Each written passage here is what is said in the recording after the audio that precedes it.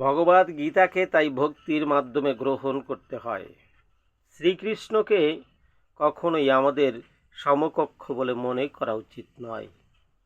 শ্রীকৃষ্ণকে একজন সাধারণ ব্যক্তি বলে মনে করা উচিত নয়, এমনকি তাকে একজন মহাপুরুষ বলেও মনে করা উচিত নয়। ভগবদ গীতার মর্মার্থ উপলব্ধি করতে হলে শ্রীকৃষ্ণকে পরম পুরুষোত্তম ভগবান বলে স্বীকার করে নিতেই হবে।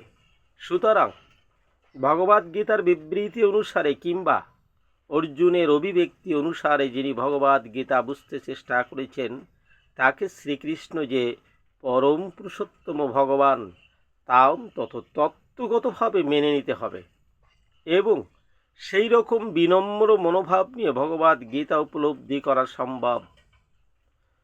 শ্রদ্ধাবনত চিত্তে ভগবদ গীতা না পড়লে তা বুঝতে পারা খুবই কঠিন, কারণ এই শাস্ত্রটি চিরকালই বিপুল রহস্যাবৃত।